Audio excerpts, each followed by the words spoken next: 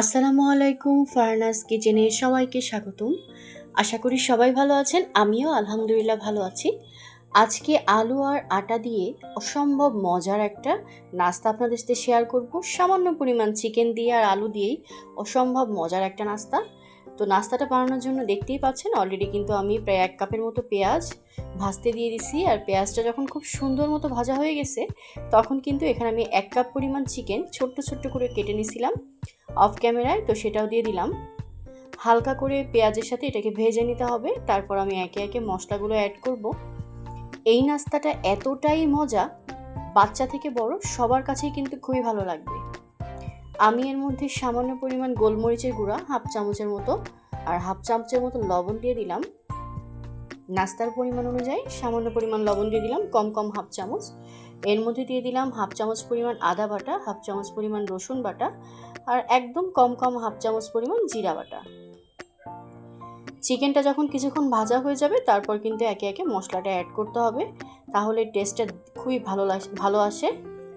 তো এর মধ্যে দিয়ে দিলাম সামান্য পরিমাণ হলুদ গুঁড়ো, সামান্য পরিমাণ রাঁধুনি মাংসের মশলা আর সামান্য পরিমাণ ধনিয়া গুঁড়ো। একদম কম কম হাফ চামচ, মানে হাফ চামচ থেকেও কম পরিমাণ। আর একদম অল্প পরিমাণ, যেহেতু গোলমরিচের গুঁড়া দিচ্ছি এই জন্য মরিচের গুঁড়াটা একদম কম কম হাফ চামচ পরিমাণ দিয়ে দিলাম। যেহেতু ছোট বাচ্চা খাবে তো খুব বেশি ঝাল দিব না, কারণ আমি কিন্তু লাস্টে কাঁচামরিচও অ্যাড করব, তো এই জন্য মরিচটা ব্যালেন্স করে দিবেন। তো চিকেনের পুরটা সেদ্ধ করতে দিয়ে আমি এর মধ্যে এখন ময়দাটা রেডি করে নিব। তো এখানে নিয়ে নিলাম 2 কাপ পরিমাণ ময়দা। আজকে 2 কাপ পরিমাণ ময়দা দিয়ে বানাবো। আর দিয়ে দিলাম হাফ চামচ পরিমাণ লবণ, কম কম হাফ চামচ। আর দিয়ে দিলাম 2 টেবিল চামচ পরিমাণ সয়াবিন তেল। চাইলে আপনারা ময়দার পরিবর্তে আটা দিয়েও কিন্তু বানাতে পারেন, তবে ময়দা দিয়ে যে কোনো নাস্তা বানালে নাস্তার টেস্টটা কিন্তু খুব ভালো আসে। তো দেখতে পাচ্ছেন সব কিছু খুব সুন্দর করে মাখায় নিছি আমি শুকনো উপকরণগুলো। তো এর মধ্যে এখন নর্মাল রুম টেম্পারেচারে থাকা পানি, নর্মাল ঠান্ডা পানি আমি এখানে অ্যাড করে দিচ্ছি অল্প অল্প করে দিয়ে খুব সুন্দর একটা সফট ডো তৈরি করে নেব। এই ডোটার মধ্যে চাইলে আপনারা কিন্তু একটু সামান্য পরিমাণ কালিজিরা দিতে পারেন। তো আমি একদম লাস্ট পর্যায়ে একটু ধনিয়া পাতা অ্যাড করব, তো তার কারণে আজকে আর কালিজিরাটা দিলাম না। আমি কিন্তু আগে থেকেই 3টা আলু সেদ্ধ করে রাখছিলাম, একটু বড় সাইজের 3টা আলু। তো ওই চিকেনের পুরের মধ্যে আমি আলুগুলোকে দিয়ে দিব। তো একটু হাত দিয়ে ভেঙে দিচ্ছি, দেখতেই পাচ্ছেন। এটা ম্যাশ করার কোনো দরকার নেই, একটু আধা ভাঙা থাকবে যাতে মুখে বাঁধে, খেতে ভালো লাগে। তো এরকম ছোট্ট ছোট্ট টুকরা করে নিলাম আমি হাত দিয়ে ভেঙে। এদিকে আমার চিকেনটাও কিন্তু খুব সুন্দর মতো সেদ্ধ হয়ে গেছে, যেহেতু ছোট্ট ছোট্ট টুকরা করে কাটা। আর আমি কিন্তু এতে কোনো এক্সট্রা পানি দেইনি, কারণ চিকেন থেকে অলরেডি অনেকটা পানি ছেড়েছিল। তো সেটা দিয়ে কিন্তু চিকেনটা সুন্দর মতো সেদ্ধ হয়ে গেছে। তো চিকেনটা সেদ্ধ হওয়ার পর কিন্তু আমি সেদ্ধ আলুটা অ্যাড করে দিলাম। চিকেনের পুরটা যে এত সুন্দর একটা সেন্ট বের হয়েছিল, অসম্ভব সুন্দর একটা ঘ্রাণ।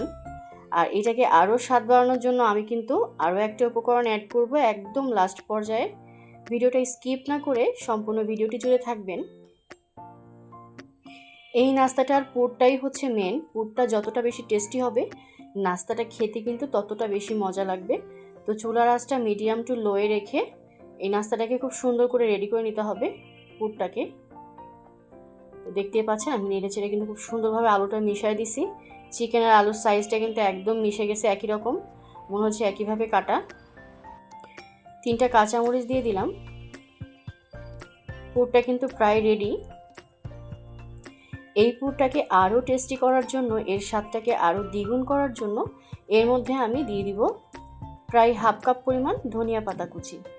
এই ধনিয়া পাতাটা দিলে এই নাস্তার পুরটা কিন্তু অসম্ভব মজা হয়। নাস্তাটা খেতে এতটাই টেস্টি লাগে, এটা বাসায় একবার হলেও সবাই ট্রাই করবেন, তাহলে বুঝতে পারবেন। তো ধনিয়া পাতাটা একদম লাস্ট পর্যায়ে দিতে হবে, দিয়ে জাস্ট খালি 1 মিনিটও না, জাস্ট খালি একটু নেড়ে চেড়ে নামিয়ে ফেললেই হবে। তো আমার পুরটা কিন্তু একদম রেডি। তো আমি একটুখানি ধনেপাতা রেখে দিছিলাম, তো সেটা কিন্তু এই যে ময়দার মধ্যে আমি দিয়ে দিলাম। দেখতেই পাচ্ছেন ডোটা কিন্তু আমি ঢেকে রাখছিলাম, আরও সফট হয়ে গেছে। খুবই সুন্দর সফট একটা ডো তৈরি হয়েছে। তো এবার আমি ছোট্ট ছোট্ট লেচি কেটে নিব। লুচি যেরকম বানাই ছোট্ট ছোট্ট, তো সেই ছোট্ট ছোট্ট করে নেব। আমি এই যে বড় বড় ডোগুলো তৈরি করতেছি, এটা দিয়ে আমি 2টা করে বানাবো, তো সেই পরিমাণ আমি বানাই নিচ্ছি। এটাকে পরে আমি আরও একটা করে করে ভাগ করে নিব। তো এই যে ছোট্ট একটা ডো নিয়ে নিলাম, দেখতেই পাচ্ছেন। আর এটাকে এখন একটা ছোট্ট রুটি বেলে নিব, খুব বেশি বড় না, মিডিয়াম সাইজের একটা রুটি বেলে নিব। এই নাস্তাটা বিভিন্ন ডিজাইনে বানাতে পারেন, তো আমি আজকে 2 রকম করে বানিয়ে দেখাবো, একটা গোল করে, একটা 3 কোনা করে। এই নাস্তাটা আমার বাসার সবাই খুব পছন্দ করে, আর এটা কিন্তু খুবই হেলদি একটা নাস্তা। বিকালের নাস্তা কিংবা বাচ্চাদের টিফিনে চাইলেই কিন্তু আপনারা ঝটপট একদম বানিয়ে নিতে পারেন। আর এটা ফ্রোজেন করে রেখে দিতে পারেন পুরো মাস জুড়ে। যখন মন চাবে জাস্ট খালি মানে বানানোর কিংবা ভাজার 10 মিনিট আগে বের করে রেখে সুন্দর করে গরম গরম ভেজে পরিবেশন করতে পারবেন, খুবই মজা লাগে। দেখতেই পাচ্ছেন পুরটা কিন্তু খুবই লোভনীয় হয়েছে, অসম্ভব সুন্দর হয়েছে। তো আমি ছোট্ট একটা রুটি বেলে নিলাম, দেখতেই পাচ্ছেন। আর এর মাঝখানে একটু বেশি পরিমাণ পুর দিয়ে দিলাম। একটা 3 কোনা শেপের একটা নাস্তা রেডি করে দেখাবো।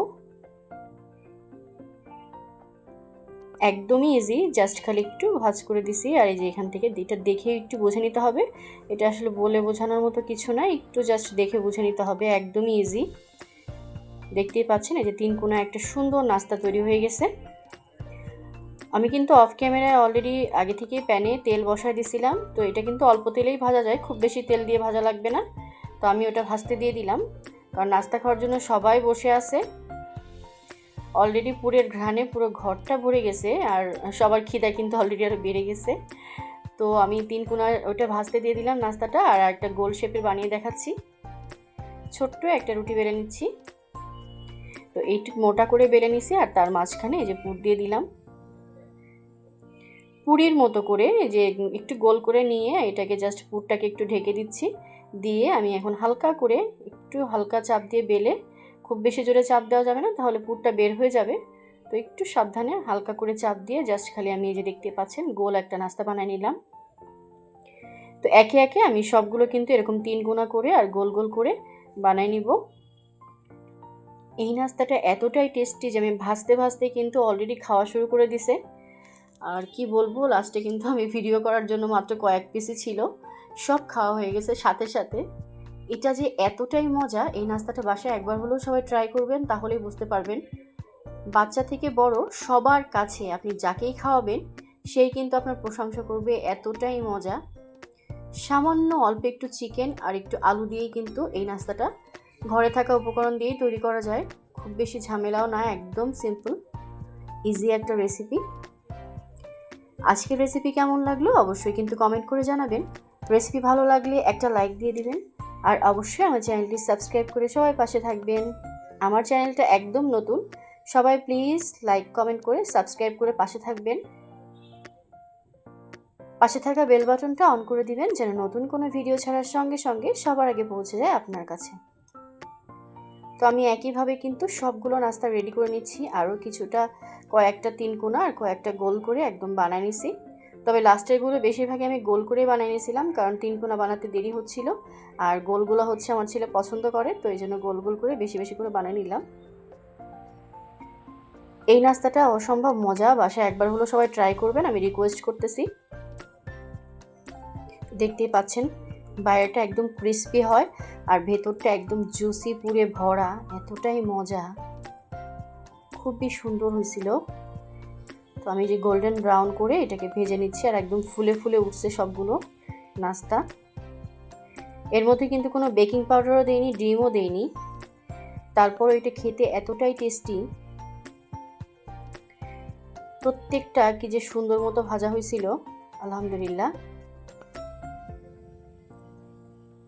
তো আমি একে একে সবগুলো ভেজে নিচ্ছি। ফাইনালি কিন্তু আমার সবগুলো নাস্তা একদম রেডি।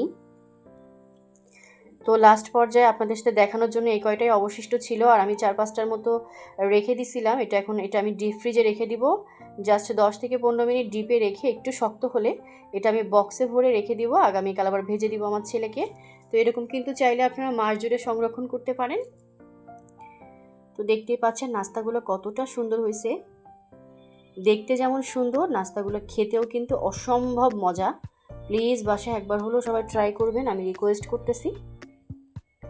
আমি একটা ভেঙে দেখাচ্ছি কতটা মজা হয়েছিল, ভিতরে দেখেই বুঝতে পারতেছেন। এই দেখেন ভিতরে পুরো পুরে ভরা, একদম পুরে ঠাসা একদম নাস্তাটা, খুবই সুন্দর হয়েছে। এটা গরম গরম সস দিয়ে খেতে যে এত মজা,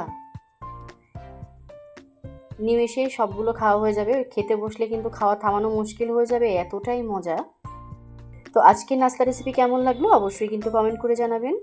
রেসিপি ভালো লাগলে একটা লাইক দিয়ে দিবেন, আর সবাই আমার চ্যানেলটি প্লিজ সাবস্ক্রাইব করে পাশে থাকবেন।